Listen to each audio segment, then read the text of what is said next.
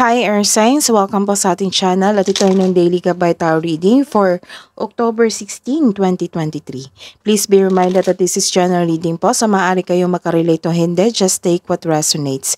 Gamitin ang reading na ito bilang gabay lamang. Balik po kayo dito bukas para sa ating Daily Gabay Tarot Reading. Please like, subscribe, and click bell button for notification para po updated kayo sa Daily Tarot Reading natin. Para po sa gusto magpa-reading, maaari nyo pong makuha ang link. Nasa description box po ito. Message nyo lang po ako sa Messenger. Maraming salamat po. Spirit guys, sana po ang ganap today ngayong October 16, 2023 para po kay Gemini, Libra, and Aquarius. Nagkaroon ng loyalty, may bago kang friendship, nabuong friendship dito, connection, bagong connection, and full support yung kaibigan mo or family mo sa araw na ito. And may male figure sa araw na ito na malaki ang kanyang influence sa iyo sa araw na ito. It might be your father, uncle, kuya, or bunso niyong kapatid na lalaki, or partner niyo na lalaki. And nagkaroon ng big changes, transformation, kakapasok nyo lang sa new cycle sa inyong buhay. Nagkaroon din ng movement dito or you are taking an action sa inyong plano para maisakatuparan ka ito. Spirit guys, ano pang advice niyo po for today, October 16, 2023 para po kay Gemini, Libra, and Aquarius? Reaching your destination. So, malapit na po kayo. Your light is shining brightly. So, this is the success and you are on the right path. Ano pa po yung message po? Spirit guides. In the flow. Everything is smooth sailing. So, don't give up. You are on the right path and everything is smooth sailing. Let's see your energy for today, October 16, 2023. Ngayong October 16 po, para po kay Gemini, Libra, and Aquarius for spirit guides. This is relationship. This is a new connection.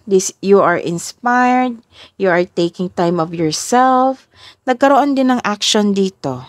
This is action and action. This is connection. And this is also connection. Attraction at romansa ay nagpapahiwatig. May parating na love or maniligaw. This is also means choosing a relationship with mutual respect. And healthy communication will lead you to the highest expression of love you seek. This card tells you na celebrate the love in your life. You have hesitation. Naging na-hesitate ka sa isang tao, sa isang sitwasyon. Hindi ka mapakali ngayon at mainit ang ulo mo. Makaranas ka ng delay sa travel o inaantay mo na mensahe. Delays and misunderstandings are part of our life. Hindi ito ang sign na mag-give up ka.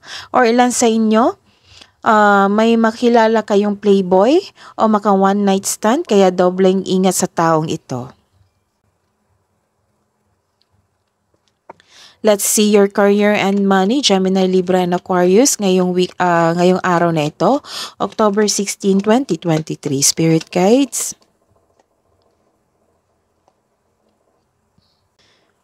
Sobra kayong pagod sa trabaho, stress at pagod. At gusto mo mag-leave muna o magbakasyon. Ang pagpahinga ay nakakapagbigay ng increased productivity and a healthier mental state. So, kailangan mo nang magbakasyon or mag-vacation leave para pagbalik mo na re-energize na po kayo. This is a second card. Nagkaroon talaga ng delay sa plano nyo sa trabaho, sa travel, business travel, or lipat lokasyon sa inyong trabaho, sa inyong negosyo. May bumabalik dito from the past. Some of you nahihirapan kang mag-move on sa past. Regarding po to sa kaperahan at sa buhay karera mo. So, nag-iisip po kayo sa inyong past ngayon. Love advice po. Love advice po para kay Gemini, Libra, and Aquarius for today, October 16, 2023. Spirit guides.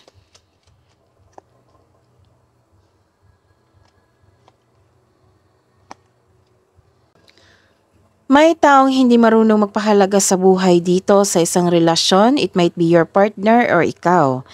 Nagkaroon ng selos sa araw na ito. Hindi marunong mag-handle din ng relasyon or money. Naging materialistic din, so ingatan ng inyong ipon. May taong ditong hindi maasahan. Instead of getting angry, kausapin niyo po siya. Dahil nagkaroon kayo ng adjustment, opo, ipaalam niyo po sa kanya. May tao rin nanghihimasok sa desisyon mo in making process. Na-stuck ka sa past mo, so iniisip mo yung past mo and dito rin. Na-stuck ka sa past mo, nagkaroon ng delay sa mga plan mo in terms of future plans, so another delay.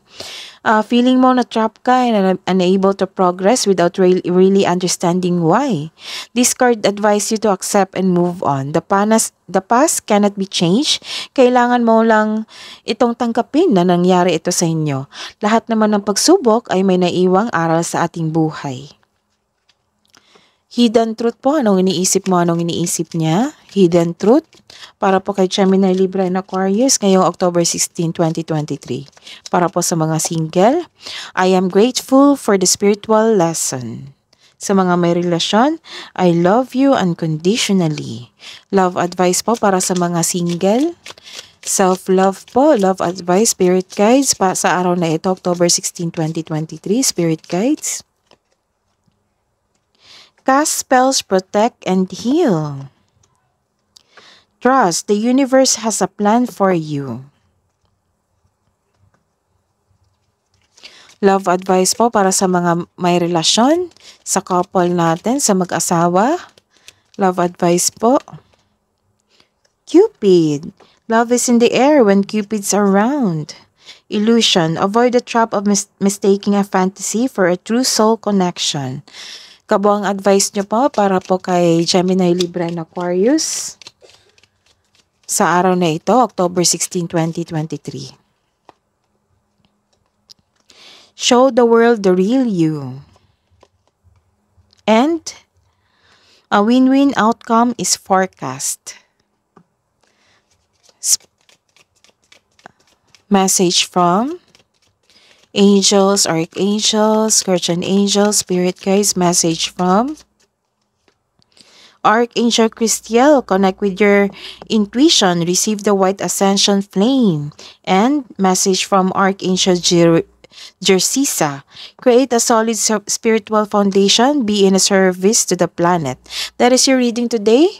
Air signs, Gemini, Libra, and Aquarius. Please like, subscribe, and click bell button for notification para po updated kayo sa daily tarot reading natin. Maraming salamat po.